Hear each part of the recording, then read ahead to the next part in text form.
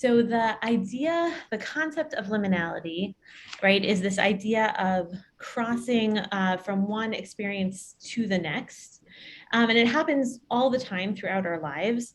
Um, and it's sort of our choice whether we choose to like acknowledge those moments. So like a graduation is a great example in like the regular world of a liminal experience. Um, and within Judaism, there are many, many of them. So Havdalah was the one that I used as an example on Motzei Shabbat, but right, lighting candles is an example of liminality. A physical example of honoring that space is the mezuzah, right? A mezuzah marks the space between the Reshut Harabim, the like public domain, and the Reshut Hayachli, your own private home. And bar mitzvah, upshirin, right? There are many life cycle liminal moments in our life, right? And so instead of saying, oh, like we'll sort of, that will go unnoticed, instead we say like, let's have a intentional ceremony surrounding that thing. Mikvah is another good sort of like physical embodied liminal moment where you go from impure or right, not ready to be with your spouse to being ready when you go from being not Jewish, right? If you're converting to being Jewish, I'm sure everyone could think of more of them. Judaism really is filled with these experiences, and I think that it really is to honor that moment of change. I am someone who doesn't like change, so I think I especially love these liminal ceremonies.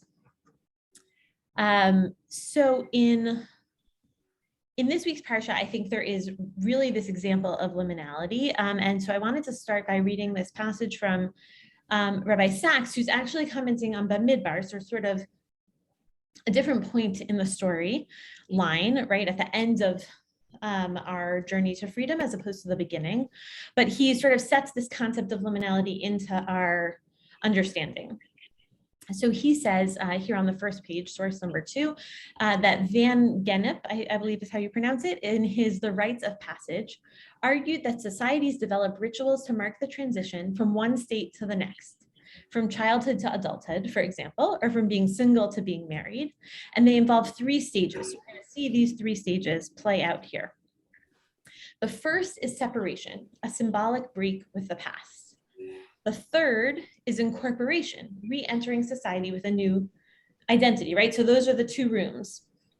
Between the 2 is the crucial stage of transition, when having said goodbye to who you were, but not yet hello to who you are about to become, you are recast, reborn, refashioned, right? So I think that this is the stage that Bnei Israel is going through now. Right, in Parshat Bo last week, we have the Kriyat Hayam Suf. We sort of have that moment of freedom. And we are not yet entering the land of Israel as like a free people, or even at Har Sinai, right? And so we're in that threshold. We're in that doorway in between 2 phases. So let's look here at these psukim from our Parsha, from Perek Yud Gimel. Right, when Paro BeShalach Paro et ha'am, when Paro let the Jews go, V'lo nacham Elokim derech eretz plishtim ki karovhu. Right, you would have thought that God would have led us through the land of Plishtim because it was nearer, but God did not do that.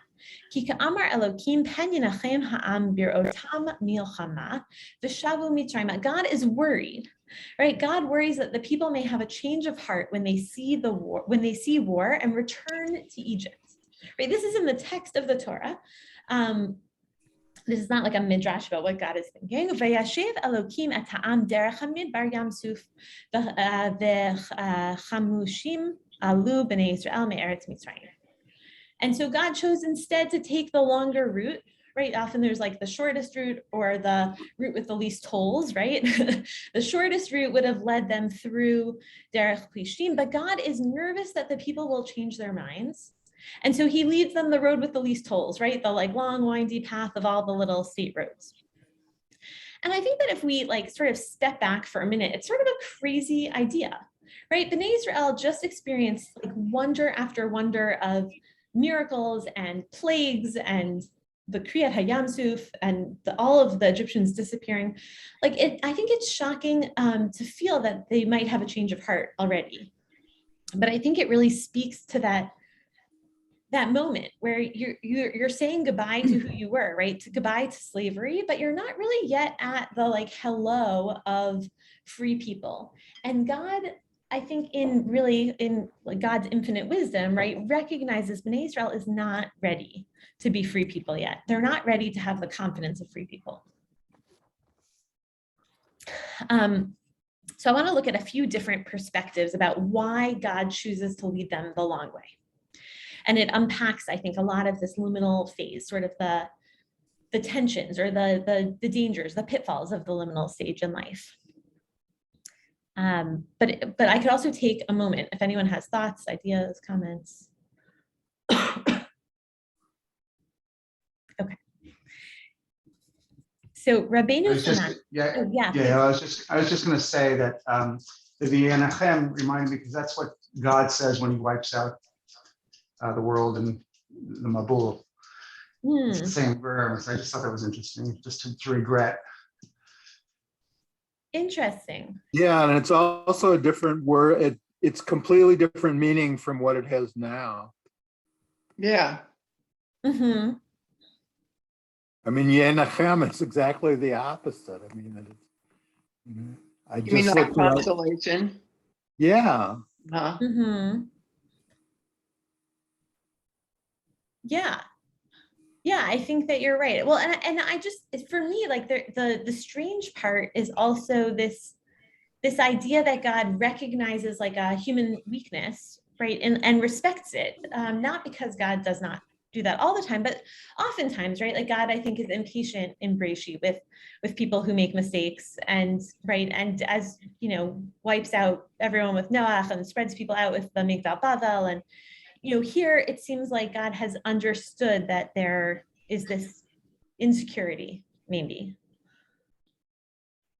Yeah, I was really thinking that what you're talking about this liminal stage between two things can often be feel very long and insecure and painful. I mean, if you think about going from childhood to adulthood, or if you are going from being a non-Jew to a Jew and you're in that in-between phase, all those things can be really psychologically, I mean, I think the process of liminality can be often very insecure. Yes, definitely. And I have a note on the side of my page that I wrote that psychologists believe liminality is terrifying, because to let go, you have to sort of step into the breach before you get to the other side. And so you're in that like free fall, right, in between the two things. And so I think you're right. There's something very anxiety provoking about that time. So I was just thinking that the parallel with purgatory, it's like a liminal state. Like, that is right. I did not mention any negative liminal moments, but you're right, that certainly could be one. And I think that Rabbeinu Hananel is commenting like exactly on what Kathy was saying here, because he explains, why did Hashem lead them through the desert? And so he says he led them through the desert for a different reason, apart from the fact that the route through the lands of the Plishtim is the most convenient one. Because had he led them in that direction, God could not have performed even a fraction of the miracles he had in mind to perform in order to strengthen the people's confidence in him. Right, and this goes back, I think we spoke about this maybe a few weeks ago, this idea that God wanted to perform miracles to help Bnei Israel feel confident in God, right? This is sort of a new relationship. God had taken a break from being like very present in the lives of Bnei Israel in Egypt, right? And then God remembers the suffering of the people. And now God and Bnei Israel have to reestablish this trust relationship. And part of this liminal experience, this liminal process, is that God wants to show his strength, God's strength, to the people again, to allow them like a foundation on which to base their trust of him, of God. And to me, like there's something very like Charles said, right, about the verb of nichem, there's something very comforting, I think, about that. God understands the anxiety and not only doesn't want them to see the scariness of the land of the Plishtim, but wants to give them time to reestablish their trust in God.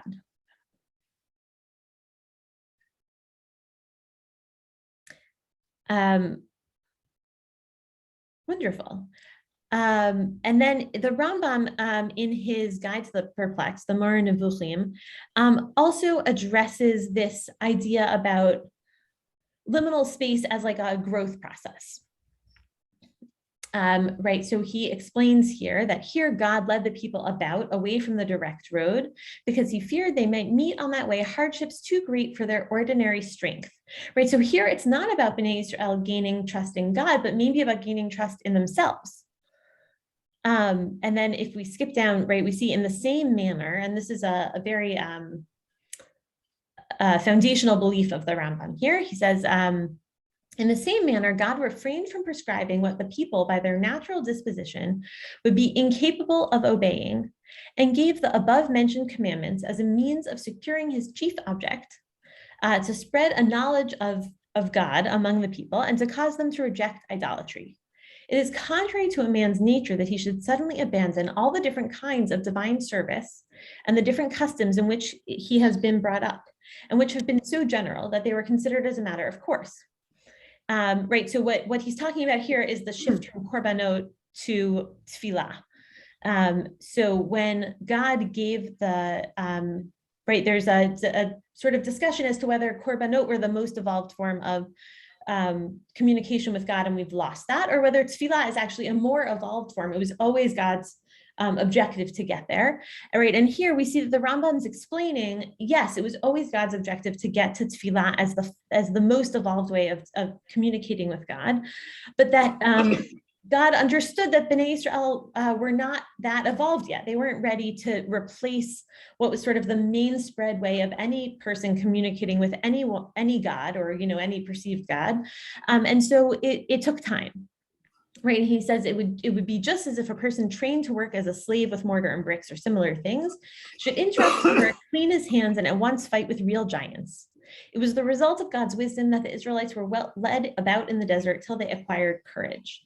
And so I like the two different perspectives of growth here, right? Rabbeinu Hananel is talking about a growth in relationship vis-a-vis God.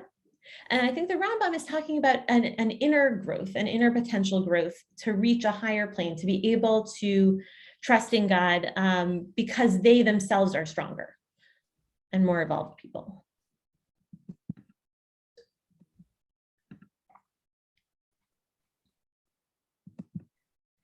And for me personally, I like that this is what the Rambam hinges his theory about davening and korbanot on, because I think that right, there's no greater moment of human evolution than when you move from being a slave to being a free person. Like your whole ideology, your whole way of being in the world, everything shifts, and there has to be a recalculation.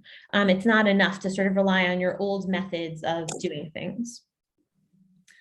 And I think there's something about needing that fear, needing to be in that liminal space that sort of pushes you to do the growth, right? Bnei Israel were never going to evolve their relationship with God or their own set of skills without having to take that jump into the liminal space, into the belief that they would eventually be free people in the way that they regard God and in the way that they think about themselves. And so that is that is this moment, right? And if you think about Kriyat Yamsuf, there's really I think there's no better analogy to liminality than that, right? Bnei Israel are standing on one side of the Yamsuf. They can see to the other side where there'll be free people. The Yamsuf is sort of that liminal space, and they are terrified, right? And they ask Moshe what to do. And this is in last week's parsha, right? Moshe is still treating them as slaves. Right, and he says, right, stands by hityatzvu, right, and see the power of God, right, Yeshuat Hashem. But God actually reprimands Moshe in that moment, and he says, "Ma titzak elai daber el bnei Yisrael v'yisu." What are you crying out to me for? Like, start acting like the free people that you're destined to be. Right, and that's really hard. We see that sort of last holding on to the doorway before letting go and falling into the sea, because the people act like slaves, but Moshe even acts like a slave, right? Moshe even says God will take care of us, and it's at this moment that it starts to turn, and God says, "No, Moshe, actually, you guys have got to start building up your own strength, your own power, and your own trust in me that's not based only on miracles, but is based on a more evolved relationship. So from there, let's see, I want to move to this, this story in Eruvin. This is one of, I think, my favorite stories or texts from the Gemara. There's this beautiful story here. Just pulling up the context for it. Rabbi Yehoshua ben Chanina is talking here, and he is traveling. And he says, "Pam achat hayiti mihalech baderech v'ra'iti tinok yoshev al pirshat drachim." Right, so he's traveling and he sees this young child sitting at the crossroads between two paths. Va'amarti lo, and he asks him, "Be'eza derech nelech la'ir?" What's the way to get to the city? Right, and I think presumably like the most efficient way to get to the city. Amar li, and the young child says back to him, "Zok tzara v'aruka." It's like almost like an Alice in Wonderland moment where like you have like this sort of ambiguous, confusing answer. The boy says, "Oh, well, this path to your right, this one is short and long. And this path to your left, this is long and short."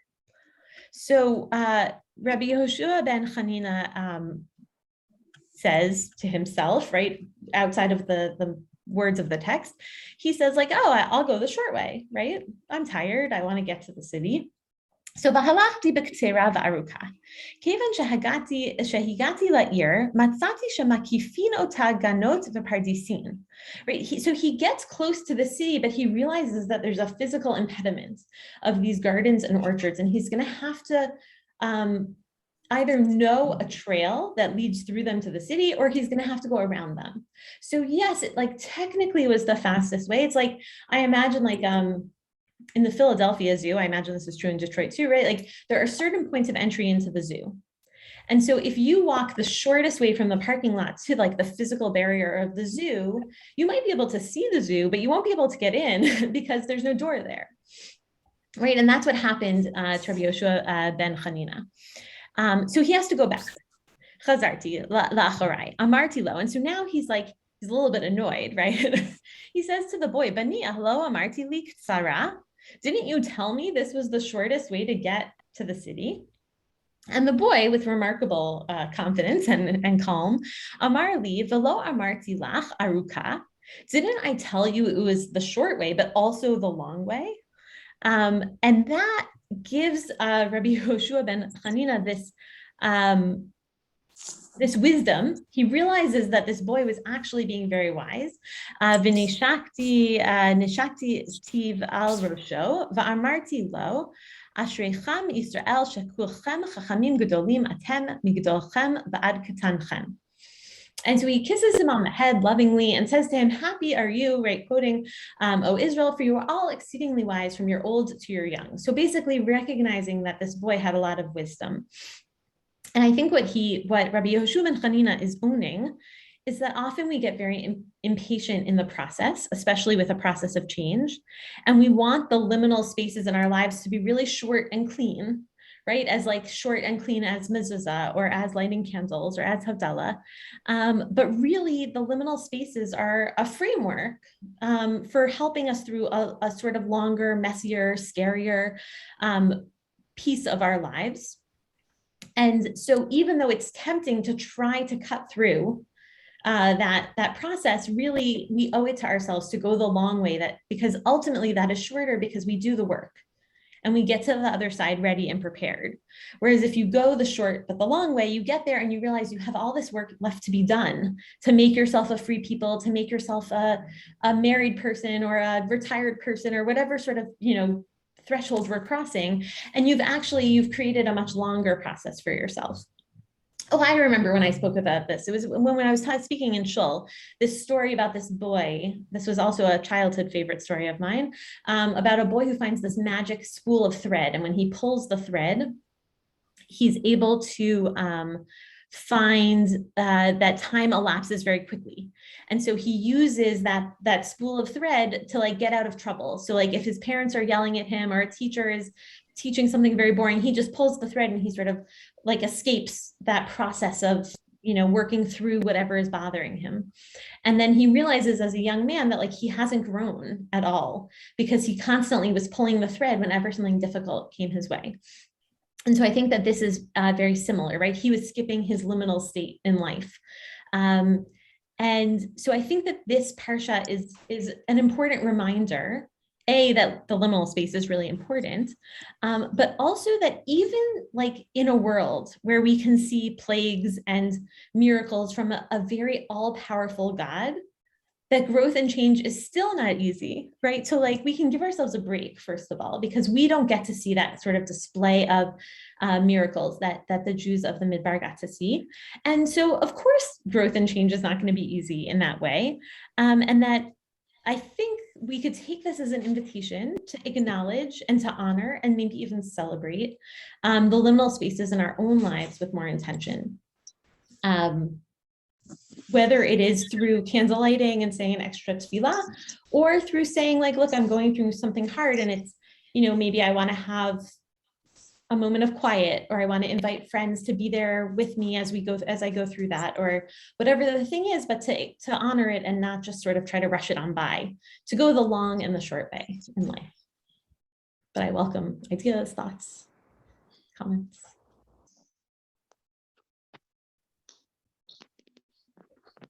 Well, I have one thing that I think that's a lovely thought, and I want to take that for what it's worth. But my mind is also hung up on something from the middle of what you said, which was when we were talking about God encouraging Bnei Israel to give up their worldview as slaves and do the hard work of becoming free people. And then I'm thinking about, but what I understand from the Exodus story was, in fact, when they got through with all this 40 years, either God changed his mind or something, but he decided, in fact, that generation wasn't sufficiently changed enough to go into the land of Israel as free people. So is it that there are times, at least in one generation, that we can't accomplish the kinds of transformations that these liminal stages take?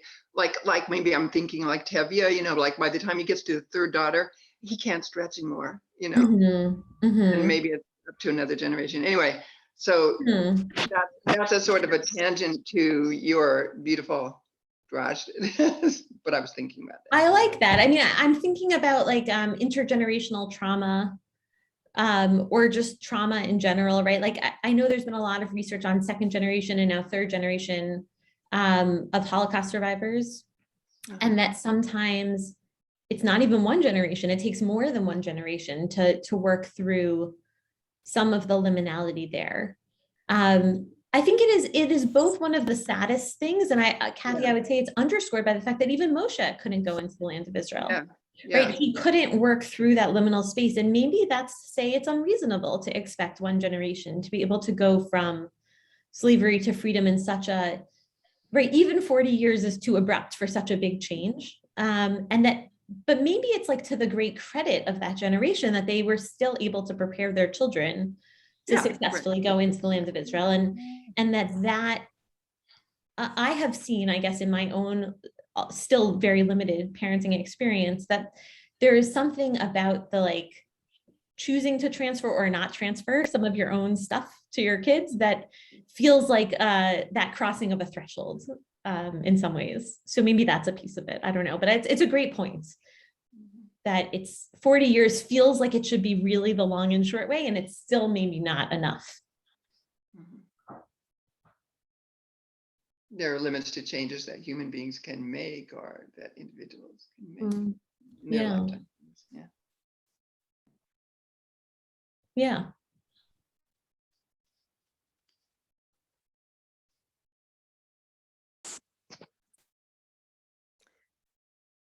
What this made me think of, especially the last passage from Eruvin, and by the way, it's interesting, right, that it's in Eruvin, which is all about demarcations, and right, so it's just sort of interesting. In the work that I do with school districts, school districts often see what we've done in other places and said, like, I love the outcome that you have there.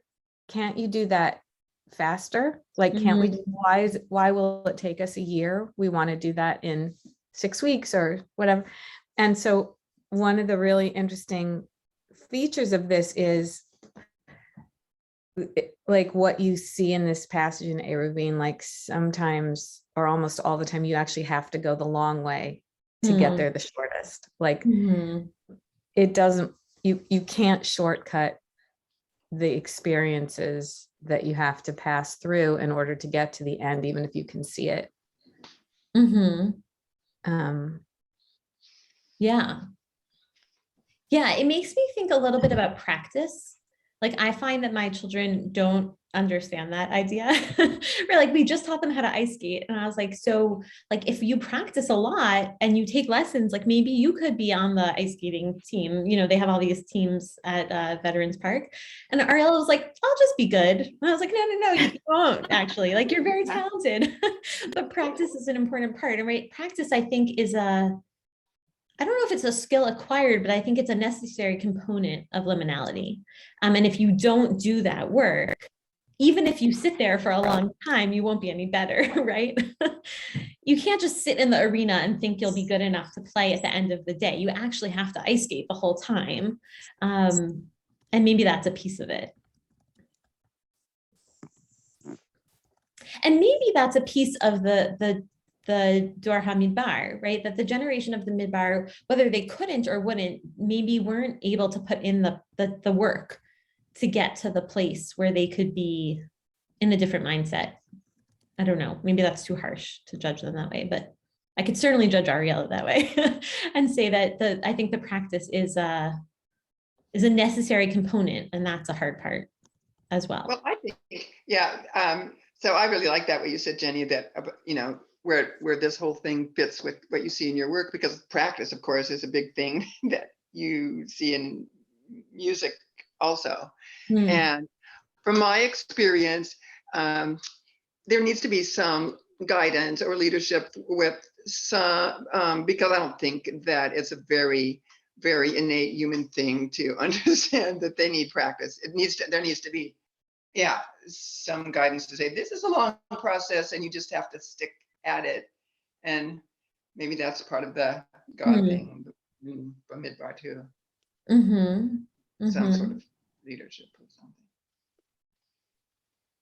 Yeah, I'm thinking like the liminal ceremony often marks the completion of liminality, but like what would it look like to have a liminal ceremony that marked the beginning, right? Like that set out the ground rules, the best practices for how to achieve the liminal experience.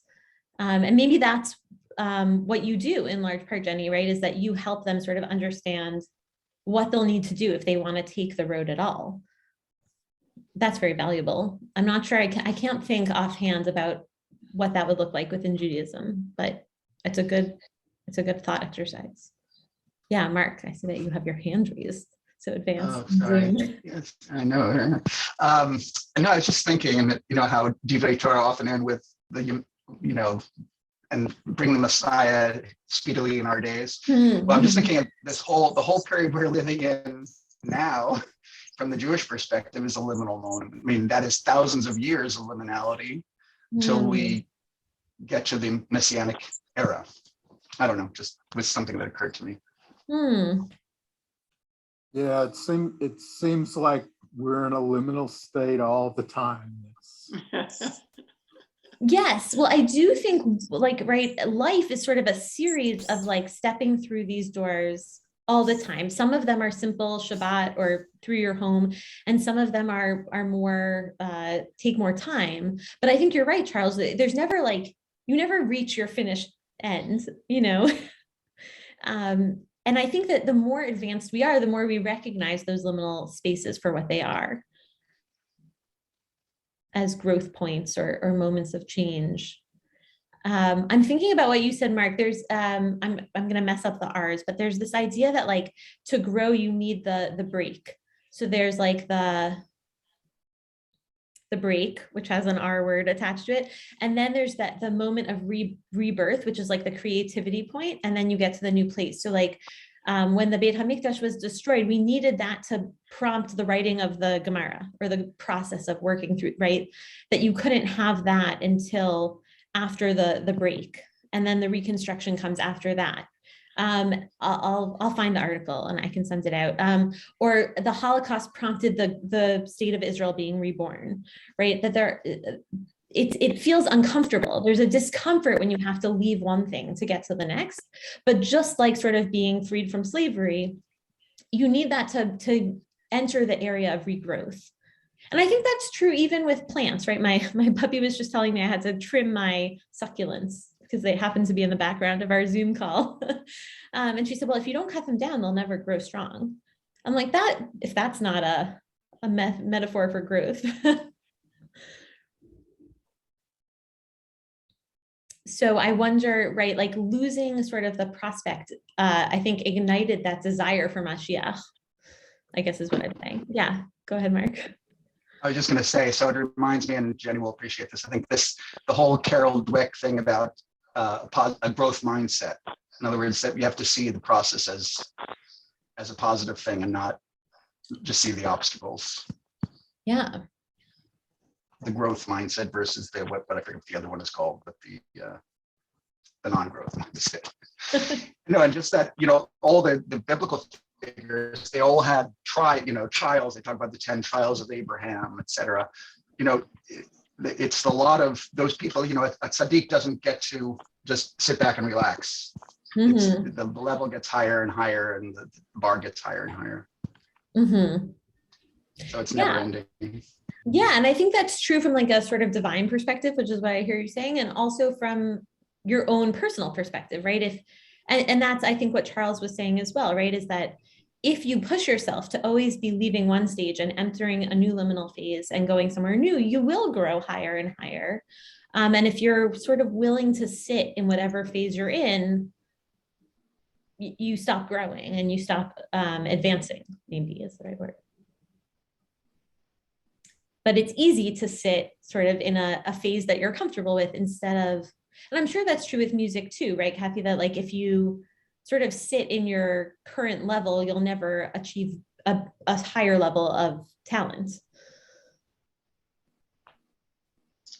Well, maybe, I think, or you'll actually disintegrate a little bit.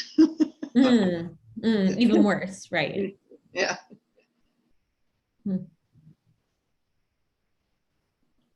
Were you going to say something, Margot? I couldn't tell if you were. If you were going to say something, you're muted. If I misunderstood, no worries. Okay. Yeah, so I think that we're about to start reading all the parshiot of all the mistakes, right? The slav, the quail, and the